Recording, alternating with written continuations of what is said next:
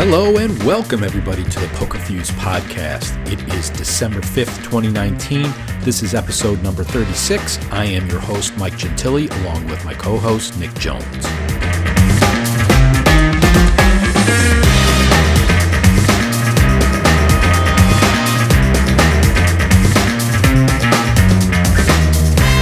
This week on the podcast, several online poker sites are tweaking the structures and payouts of their lottery-style sit-and-go offerings. We cover all the latest changes and discuss the implications. PokerStars PA has been live for a month. We take a look at how online poker has been received in Pennsylvania, compare its performance to other regulated markets, and we also touch on the performance so far of the state's first online poker tournament series, PACOOP.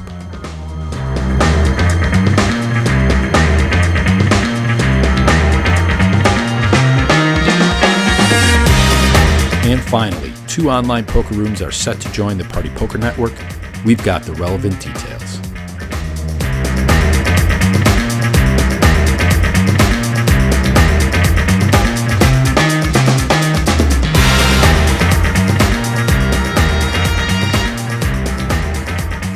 There have been a ton of updates to lottery-style spin-and-goes lately.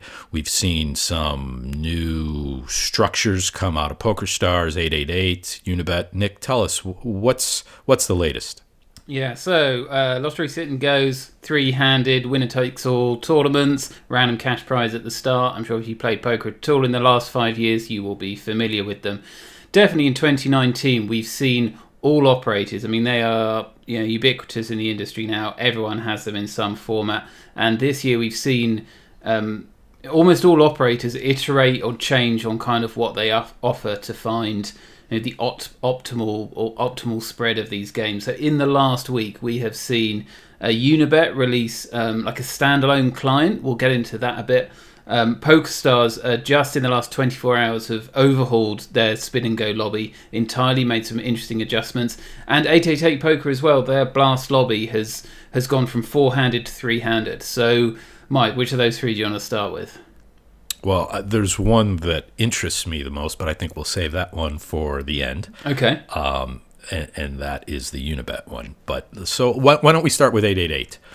Going from 4-handed to 3-handed, does that is there anybody left that doesn't have 3-handed lottery style sit and goes? Yeah, so it's interesting. So yeah, very brief history is Winamax introduced this 5 years ago. It was then copied across the industry quite fast. A lot of people copied it in exactly the same way that Winamax had 3-handed, same kind of pay table, these kinds of things. And then some operators tried to innovate.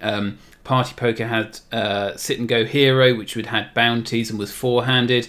888 had Blast, which was 4-handed and with a shot clock. Various other attempts. And what we've seen is kind of a regression back to what Winamax had initially.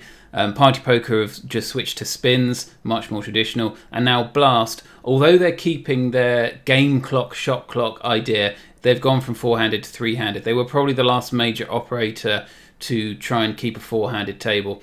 And I honestly think the main reason for this is just games feel faster when it's 3 instead of 4-handed. You can just get a lot more games played. So, if you're not the biggest operator with the highest liquidity, you just get more action, you can spread more buy-ins. So I think that was probably the main motivating feature. And it also just ultimately brings it into parity to now what people expect any operator to have, which is a 3-handed winner-takes-all tournament. Yeah, that makes a lot of sense. Getting those games to fire off sooner is probably a really big deal for someone the size of 888. I have not personally played on the 888 platform, so Blast isn't something that I'm very familiar with. I was reading your article over on Poker Industry Pro and listening to what you just said about the shot clock.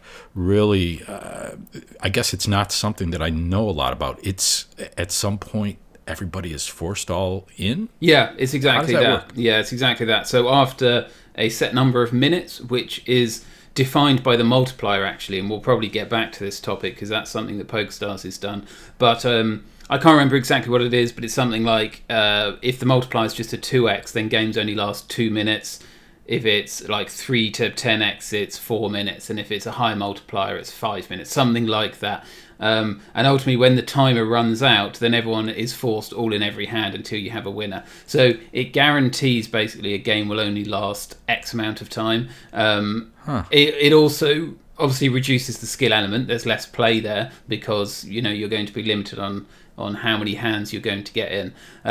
That has remained, so that's kind of their one unique feature. The reality is it doesn't change the play at all. It plays exactly the same, except you're going to get to a point where, okay, now you're basically ultimately going to realise your chip equity. That's how it's going to pan out at the end. Well, hearing that they have varying time clocks for the varying multipliers, to me sounds very familiar to some of the changes that PokerStars implemented. I see there that they have varying blind levels depending on the multiplier. Is that correct? Yeah, so a similar idea and this is a new thing introduced by PokerStars in the last 24 hours. They haven't promoted it at all. This was just spotted by us and other people on the PokerStars website and in the client. They've made quite an overhaul, but one of the biggest is this change, so that now the blind levels are faster, and again I think it's like 2 minutes for a 2x multiplier, 3 minutes for a 5x, and so before I think they were 3-minute blinds or 4-minute blinds. Hold on, I'll bring up the article so I'm not making up numbers. So on a 2x multiplier the blind levels are 2 minutes. A 3 to 5 multiplier is 3 minutes, and that's what it was prior to this change. All games were 3-minute blind levels, and then a 10x or higher, you get a 4-minute or 5-minute blind level. So basically, for the games which are kind of unlucky for everyone, the 2x multipliers, those games are going to be over quicker, and for the games where you're competing over a much bigger prize pool, the games will actually last longer than before. So I think that's a good change. I mean, you'd have to crunch the numbers to work out whether overall that's more or less time that you're getting for the rate that you're paying. Depends obviously on how many times the 3 and the 5x trigger, and the pay tables have changed as well, so I'm sure like regs at these games would have to run the numbers and see. But that idea, so 888 has always had it, and Unibet's Hexapro, since they launched only a year ago, and again we will be talking about them in this segment as well, they've always had this and implemented in the same way. So the blind levels are faster on Hexapro for low multiplier tournaments. So really these two features, the varying blind levels and the shot clock, really serve to achieve the same purpose, is to limit the amount of time that a particular lottery sit and go will last, and it is a progressive amount based on the multiplier. Yeah, right? It's the idea of like, for the 2x multipliers, let's get them over quicker because nobody's having a good time when you're all just fighting over double buy-in, and then for the high value ones, give people ultimately more time, so more skill, more hands can be played, where stacks are deep enough that you'll have some post-flop play on those bigger tournaments that you enter. And what is it? There's something about the highest buy-ins from some operators where they do something different as well.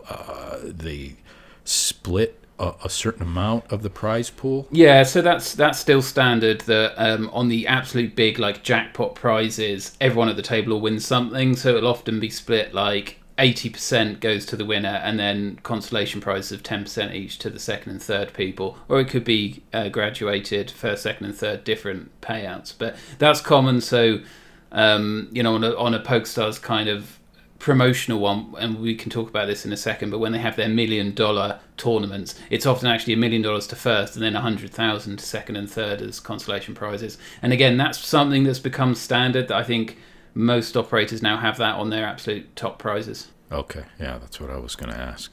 All right, well, why don't we, is there anything more that we want to touch on the PokerStars one before we jump into Unibet? Yeah, so the PokerStars have overhauled it pretty significantly, so that their buy-ins have changed. They still, PokerStars offers so many spin and goes, and keeping up to date with them, so they have their core 8 to 11 buy-ins, but it changes. They add and remove like micro stakes and super high roller ones now and then, but broadly they have about 10 standard buy-ins, and then they have all these special. They've just finished and they've taken down 2 special ones. One which had a $2 million top prize, the other that had a $3 million top prize for really low buy-ins. They've been removed, and then they'll often have these satellite ones as well. So they always have a bunch. What they've done is their core buy-ins, the core 10 buy-ins, they've still got 10, but they've broadly reduced them all. So there's no $60 buy-in now, it's 50. There's no 30, it's 25. There's no 15, it's 10. The 7 has become 5, etc. So they've all kind of pipped down a little bit, and in some cases the rake has increased. So if before you were playing a $60 and paying 5% rake, you now might drop down to the $50 where the rake is 6%. So it's, as we've seen these changes, it seems like everybody is getting on the same page. Is there still a significant amount of variety in the offerings from different operators, or is everything condensing down to 3 players, limited times, and distribution of the highest prizes to all the players? I mean, it's fascinating to realize how close to what seems to be optimal the original Winamax format is. So many of like the innovations people have reverted. We went through a period where everyone was going, our top prize is going to be like 10,000 as our standard, is the top prize, blah, blah, blah. What we've seen actually in the last year is most operators reduce the variance of their pay table somewhat. So they pay out a bit more in the middle, like more 10x and 20x prizes rather than the 1,000 or 10,000 prizes. I would say we're seeing kind of more homogenization and more, but perhaps regression to where it was 5 years ago. With that said, though, so one thing that PokerStars has introduced now is that they seem to, as we understand it, standardized how they're going to do their special one-off $1 million top prize tournaments. So they've always had a smattering of them. As we just mentioned, they had a $2 million and $3 million top prize tournament, which they just took down, presumably because last week someone hit that $2 million top prize, which was, as we understand, it could be the second largest online poker prize ever paid out. We know that the 2010 PACOOP main event winner won a $2.2 million prize. This $2 million prize might be the second after that one. So the $3 million prize never triggered. And what was the buy-in on that? $5, I believe. Wow. So they always run these now and then, low buy-ins, $1 million, $2 million top prizes. They seem to have standardized that now. They're going to take their 7 lowest buy-in tournaments, so everything from the 25 cent up to the $60, and they'll pick one and go, right, now it's special edition, and they change it so it's got a $1 million top prize, and that will run for a while, and then they will take it down and cycle to another one and go, okay, now this one has got the $1 million top prize. So right now it's the $2 tournament which has got the $1 million top prize, that can be. So I'm just trying to look at the numbers here. So that $2 game, again, that's a 500,000x multiplier to hit that top prize, and that triggers one time in something million. The 25 cent game, so when that cycles in to have the $1 million top prize, that is obviously a 4 million x multiplier on the buy-in, and that will trigger 1 in 50 million games. So it will presumably never trigger, or very unlikely to ever trigger.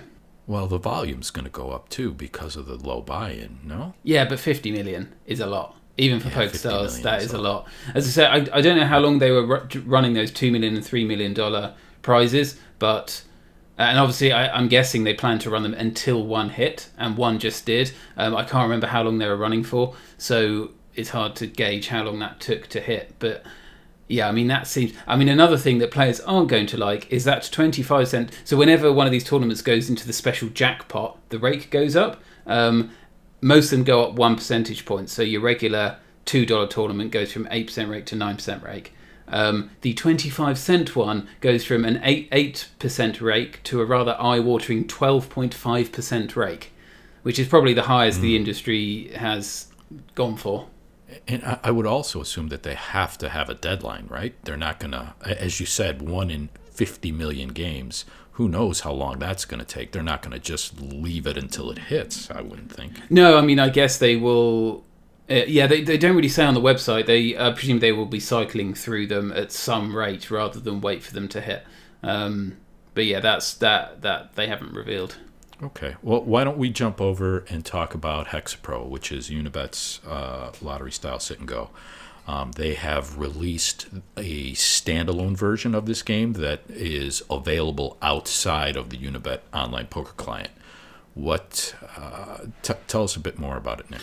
Yeah, so Hexapro, which has only been around a year, as we mentioned before, so they were quite late to the game, but they launched it with some interesting innovations. Again, they were the first to go for kind of a more of a middle heavy, so less top prize heavy prize pool, which has since been adopted elsewhere. It's also just quite stylish and looks very cool. And that's been around a year. They've talked about it and said it's been super successful for them. But what they have done is, they've released this standalone client. It's web-based, but apparently works very well on the phone. We've been told it works really well in like both portrait and landscape mode on the phone, but it is running it in the browser window. This is not going live on like unibetpoker.com. They are deploying this on all of Kindred Group's very large, successful casino and bingo brands. So lots of brands that you or I probably wouldn't have heard of, and our listeners wouldn't have heard of, but they are kind of Unibet's bread and butter. Lots of big Scandinavian focused, or there's a Romanian site. That's where they make most of their money. And so this is, for a lot of these brands which have no poker at all, this is their first kind of poker offer, and it sits alongside slots, and Live Dealer is Jackpot Poker. And these casino players can click this tab, fire up a Hexapro game in 30 seconds, and that is obviously connected with the global Hexapro player pool. So if you're on unibetpoker.com, okay, you are playing with someone from Vlad Casino who wants to fire up a quick Hexapro game. Or on the flip side, if you're firing it up from a casino app, you're playing with people that are specifically playing online poker in that player pool. Yeah, exactly. And so, you should get a game almost instantly with very little waiting. And the PR for this, the videos and promotion for this is all like, it's just like a slot game, right? You can, it's a random prize, and you're playing for this amount, and here are the rules of poker. So, I think this is... But it is still peer-to-peer game. 100%. Yeah. And this is fascinating to me because, we've always seen it, from our poker perspective, this is a game that was introduced into poker clients, and probably some people at the time, bemoaned that this is more like, casino style gaming and, really, really high variance, and the rates are too high for people to, play winning poker, which was proven not to be true. But, this was very much, if anything, poker players being introduced to more casino concepts, and some could argue that might cross-sell them, from poker into casino games. This is obviously Kindred Group, which is predominantly sports and casino, doing the opposite and going to casino players and going, hey, this is a bit of a poker game, which is very similar to what you're used to, a slots game, but this is a peer-to-peer poker game. Yeah, so that's interesting from a player acquisition standpoint.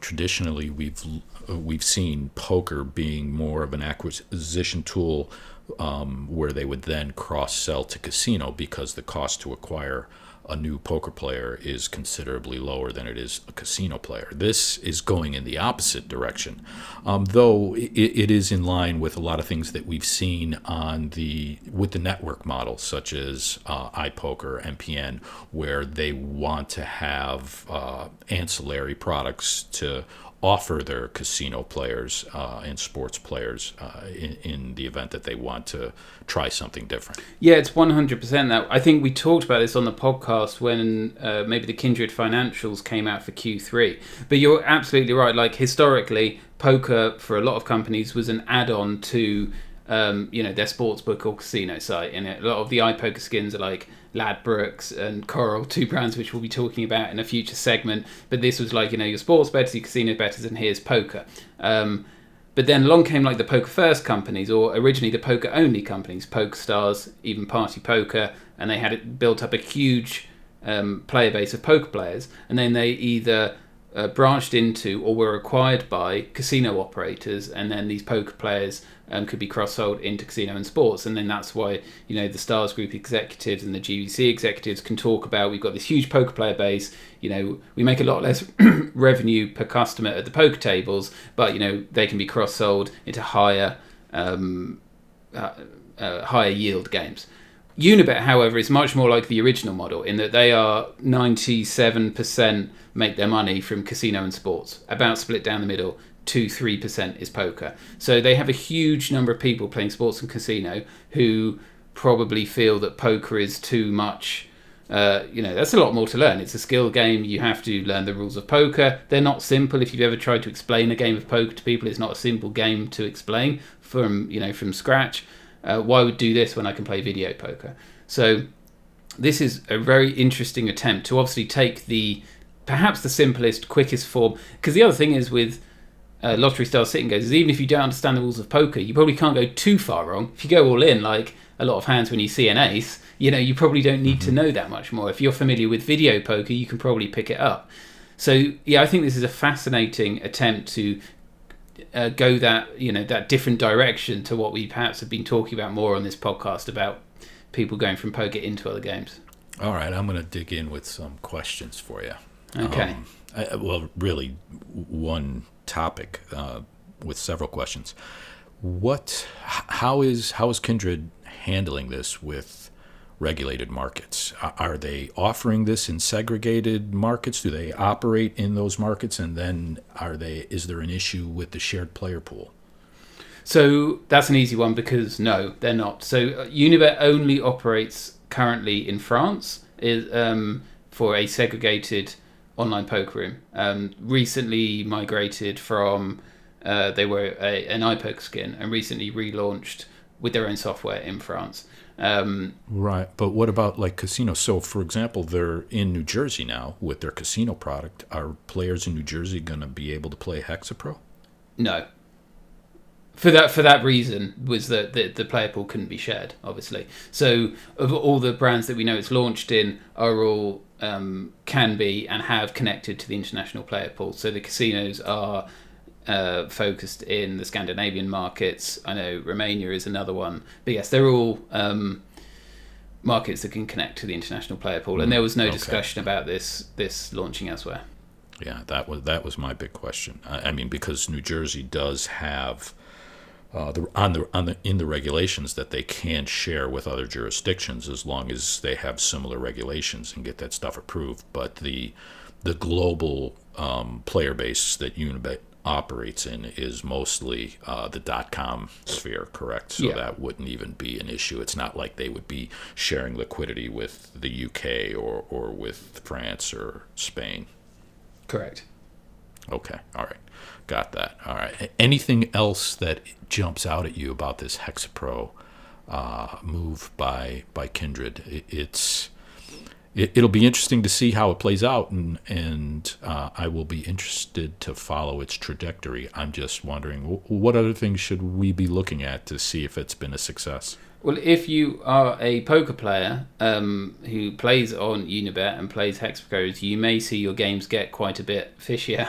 That's obviously what the goal is introducing this to a lot more players who might never play poker before. I mean, they have this great 3-minute video, which is like when you first click on the tab in next to the casino, play jackpot poker. It's got this video that explains what Hexapro is and explains the entire rules of poker from scratch, because the idea is these people do not know this game, so you're learning Hexapro as you learn poker. So yeah, I mean, it seems like a good opportunity if you like playing these games to give them a spin. They might be flush with a new player base for a while.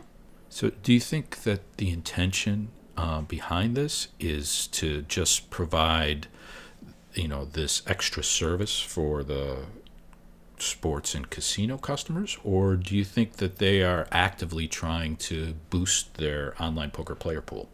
I mean, I think both. I think in many regards they might see it like just adding another. I think, as I understand it, and we're certainly not experts in the online casino space, but the number of products, the number of slot titles that you can get through, the better. Right? There's a constant string of new licensing agreements with films and board games and cartoons and stuff, just to, for ultimately a skin on fairly simple slots, wheel spin titles, right? They just have this constant stream of stuff. So it's been presented almost like it's just another product in their casino portfolio. But it has that added benefit that you are introducing your customer base in a careful way to a whole new game, which if they're interested, maybe they can then move on and be playing poker. Now, it's notable that none of these brands have traditional poker clients. Unibet, or Kindred Group, I should say, have two poker skins. One is Unibet. The other one is, I can't pronounce it, Poker iHune, which was a brand that came from iGame, I think, which is focused in Finnish market maybe, or possibly Swedish or something like that. They have those two brands, but they've decided with lots of their brands not to launch that. Even Stan James, which they acquired, and it had a poker room on iPoker, they shut it down and moved people over to Unibet. So they're very cautious about expanding their online poker network. This seems like their way of doing it through a side door in a way, but if it takes off, maybe we will see bingo.com or Maria Casino is another really big brand that they've got, or Vlad Casino launch a full skin of the Unibet poker client. So when someone joins from one of these casino clients and decides they want to play a Hexapro game, is it branded at all with the Unibet brand, or will they be able to even know where to go if they wanted to play more online poker? That's a good question. Unfortunately, we can't test it out in real life because there's nothing in the markets that we're in. But from what I've seen, it's lightly skinned as the casino. So like you would have with any slot title, you don't want that jarring experience of you're now on some different thing. So it's at least color-coded and with a logo of, if you're on Maria Casino, it looks like you're still on Maria Casino. So I'm not sure if there is, honestly, if then is a like poker and want to play more, click here type thing. Maybe they see it as a stepping stone to, because ultimately this client is the Unibet poker client, except on the left hand side where you have, do you want to play tournaments, sit and goes, Hexapro or Banzai, there's only one option. They just removed that selection, right, and then everything else is the same. So it might be a flick of a switch to also turn on the Banzai tables, or turn on the Sunday tournaments or something like that. So maybe that's their plan down the line. We'll have to wait and see.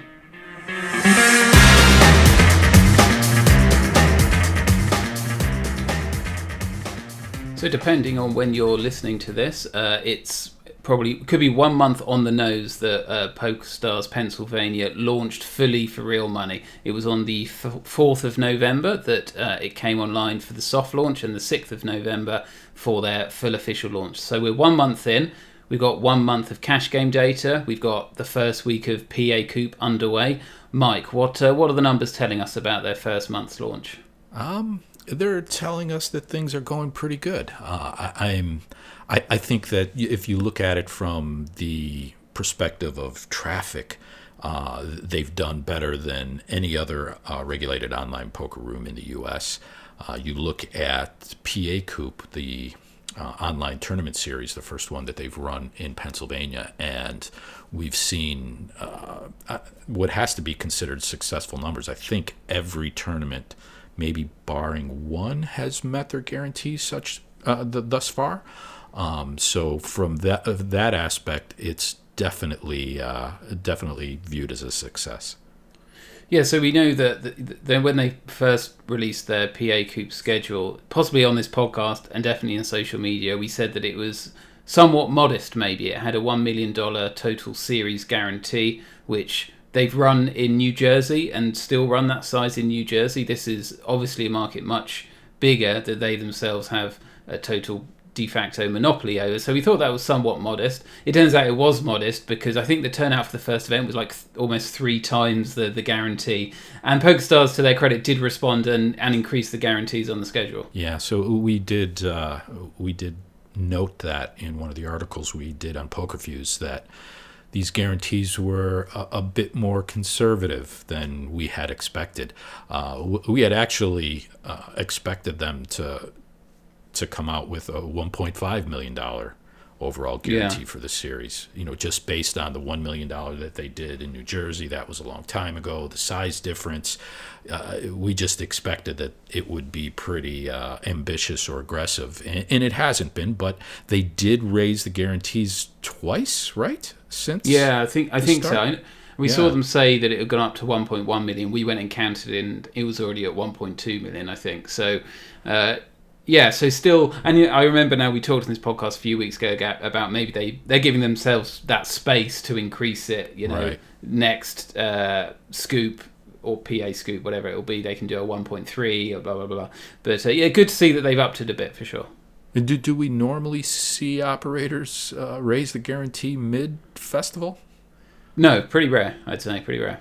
Yeah, so it's interesting that they actually made that decision to do that, and it will be something to monitor going forward, especially given the ever increasing or escalating prize pool, guaranteed prize pools for these tournament series.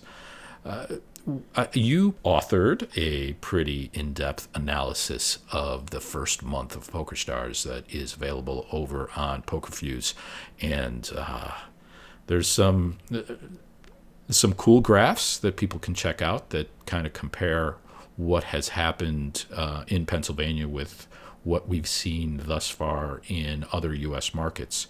What can you tell us about what those graphs are telling the readers, Nick?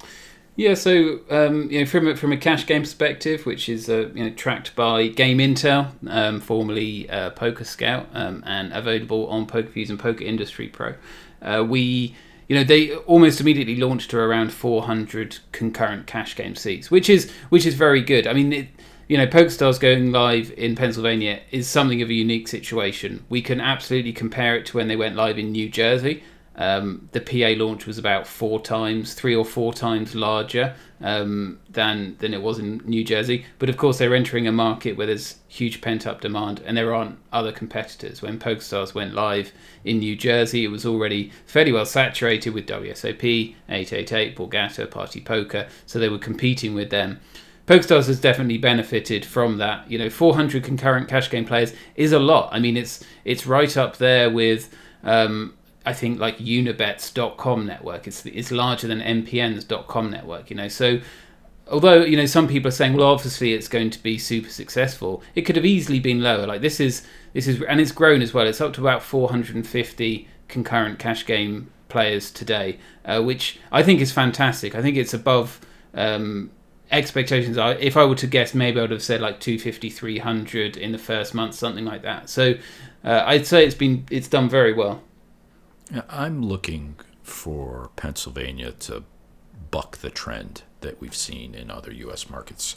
And while data is a bit scarce on Nevada because they have a regulation, and if they don't have a minimum of 3 operating online poker rooms, they don't release revenue figures there. So it's a bit difficult to compare. But I think just based on some of the other circumstances that we have seen, you can draw some conclusions about Nevada. And in New Jersey, for example, we saw that interest was very high in the first year.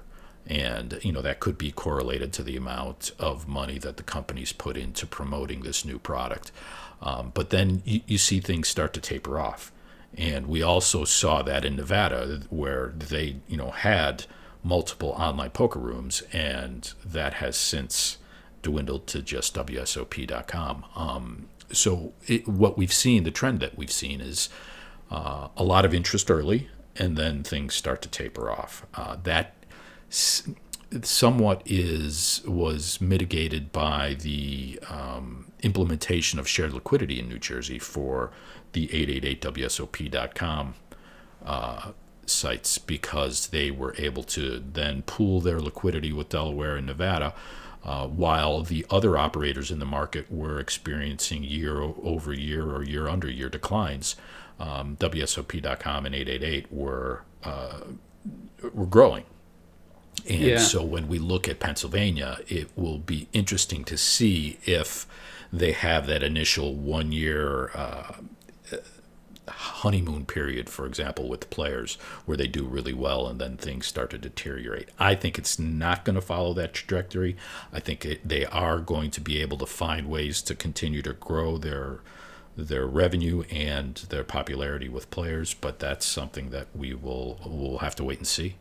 Yeah, I mean, there definitely will be some, honeymoon effect, but then that could be more than offset by, PokerStars doesn't have Zoom tables yet. That's right. Huge. And outside cash games, they don't have spin and goes, as we were talking in the previous segment, hugely successful. We expect them to be coming in the near future, so it's a modest launch from a product perspective. They're only just doing their first tournament series, so there's a lot of cumulative build-up they can have. Again, just getting that marketing message out that yes, online poker is legal and regulated in your state or in the state that you neighbour, and you could nip over a border for a weekend and play. That takes a long time to explain that what you have learned over the last 5 years is no longer the case. So there's lots of upside as well that can more than offset that honeymoon period.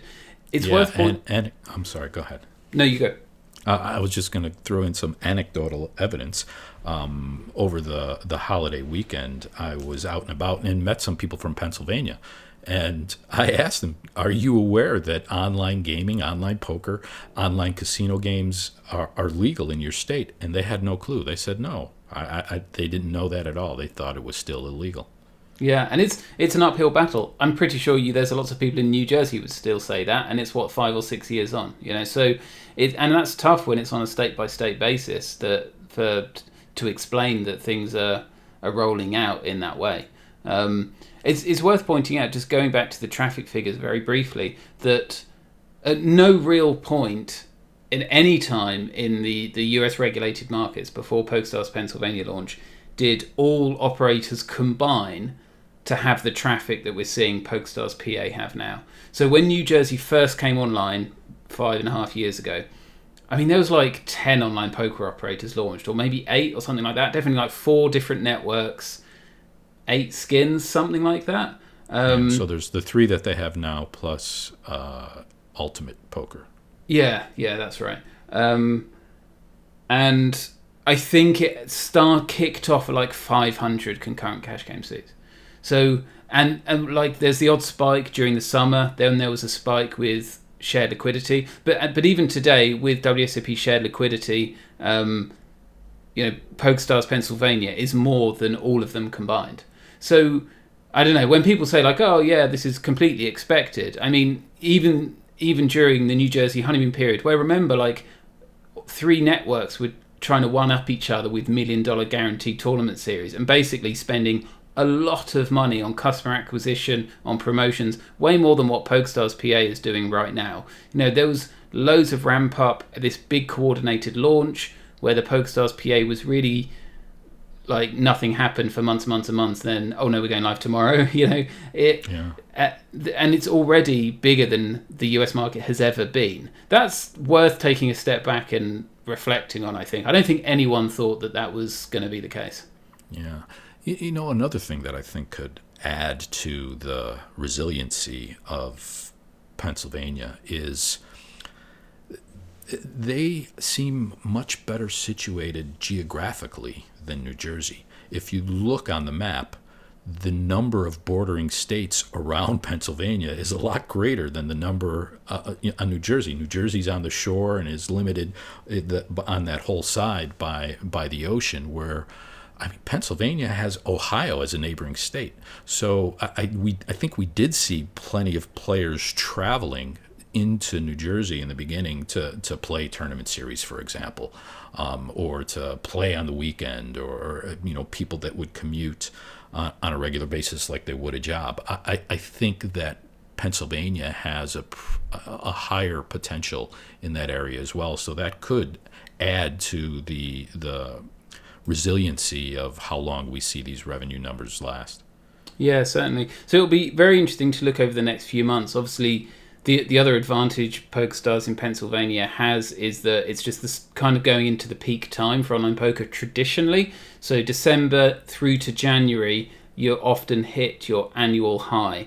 Now, the US markets haven't followed that seasonality so clearly, primarily because of the WSOP in the summer, really drives traffic. Whether that will have an effect in Pennsylvania, where obviously the WSOP isn't, but it might have some kind of halo effect, will be interesting to see. But I would expect cash game traffic to continue climbing over the next couple of months, certainly when Zoom comes out. And I think we're far from PokerStars PA hitting its peak. Yeah, and one thing to look out for in the near term is going to be the release of the very first revenue numbers in Pennsylvania. So those are scheduled to come out probably in the next 10 days to 2 weeks.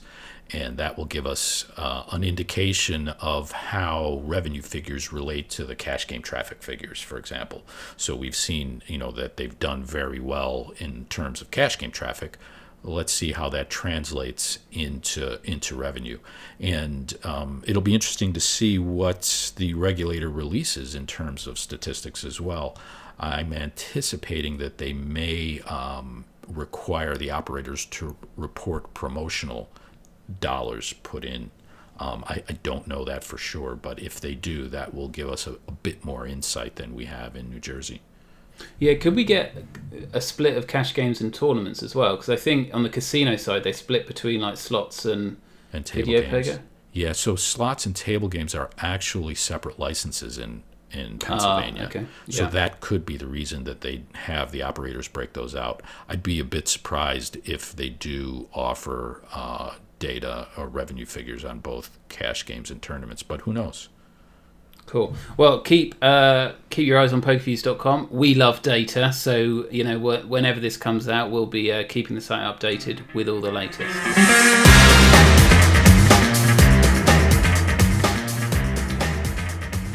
Last week we talked about skins moving onto the iPoker network from MPN, which is closing down. This week we have some news about skins or online poker rooms moving off of iPoker. Nick, what can you tell us? Yeah, so first it was told to players directly from Coral Poker, skin on iPoker, that in less than 7 days they will be moving off that and onto Party Poker, which is a surprise to some because Party Poker is not really known as a network, but it is in fact owned by GVC, the parent company of Party Poker, acquired Ladbrokes Coral, which was another public company, acquired them 18 months ago. So they've ultimately decided, and now's the time to move that brand over to the Party Poker network. We also then subsequently got confirmation that Ladbrokes, obviously the other pair in that acquisition, will also be making that transition sometime early next year.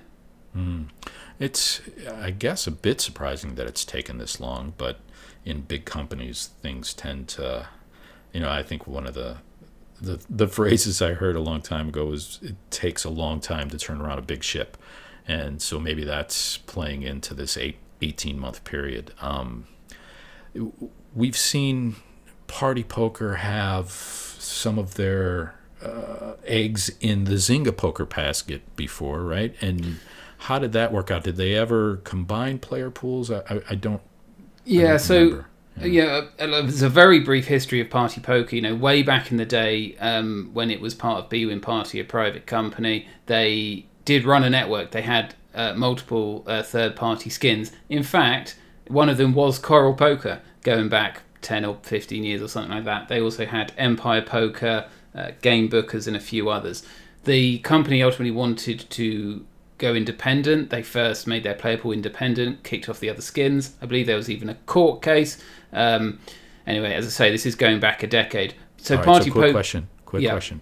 Was that before the merger of bwin and Party, or was that after? Good because question. bwin was on their own for a while. Yeah, right? You're absolutely right. Yeah, it was Party Gaming before that. I think it was before.